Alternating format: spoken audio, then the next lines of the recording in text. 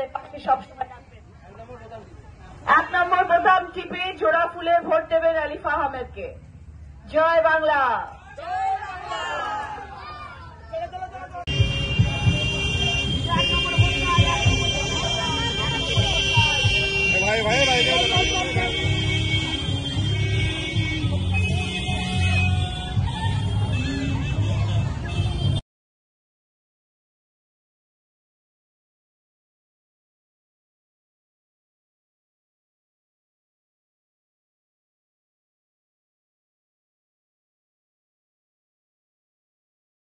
শুভেন্দু অধিকারী যে কালকে এখানে এসে ভাষণ দিয়েছে,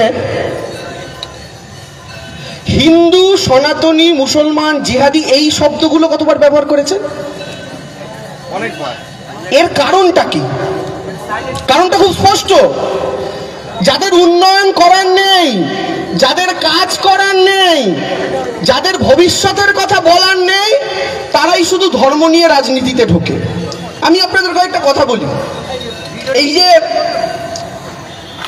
এই মাঠে আজকে আমরা মিটিং করছি, এখানে হিন্দু মানুষ আছেন, মুসলিম মানুষ আছেন, সাধারণ খেটে খাওয়া মানুষের বাস। একটা কথা শুভেন্দু বাবু বলেছেন, আমি বিশেষ করে এখানে যারা হিন্দুরা আছেন তাদেরকে শোনাতে চাই। শুভেন্দু বাবু এই কথাটা আজকে বা গতকালকে বলেছে, ভালো করে শুনবেন কথাটা। শ্রীকৃষ্ণ জন্মভূমি, শ্রীরামের জন্মভূমি, ওখানকার হিন্দু বিক্রি হয় না। এখানকার হিন্দুরা 500 টাকার লোভে ভোট দিচ্ছে অন্য জায়গায়। এখানকার অনেক জালি হিন্দু থাকে। শ্রীকৃষ্ণ জন্মভূমি, শ্রীরামের জন্মভূমি, ওখানকার হিন্দু বিক্রি হয় না। এখানকার হিন্দুরা 500 টাকার লোভে ভোট দিচ্ছে অন্য জায়গায়। কি বললো কথাটা? উত্তরপ্রদেশ ওইসব রাজ্যকে উদ্দেশ্য করে বলছে ওটা শ্রীকৃষ্ণের জন্মভূমি, রামের জন্মভূমি, ওখানকার হিন্দুরা বিক্রি হয় না। পশ্চিমবঙ্গের হিন্দুরা হচ্ছে জালি হিন্দু, তাই 500 টাকার লোভে বিক্রি হয়ে যায়। শুভেন্দু বাবু, আপনি এই কথাটা সেদিনকে বলছেন, যার আগের দিন আপনি এই মাটি থেকে ঘুরে গেছেন। আর এই সেই মাটি শুভেন্দু বাবু, যে মাটিতে হয়তো শ্রীকৃষ্ণ জন্মাননি, রাম জন্মাননি, কিন্তু স্বয়ং চৈতন্য মহাপ্রভু এই মাটিতে জন্মগ্রহণ করেছিলেন। আপনার লজ্জা লাগলো না? নদিয়ার মাটিতে এসে নদিয়ার হিন্দুদের অসম্মান করে গেলেন, 500 টাকায় বিক্রি হয়ে যায় বলে।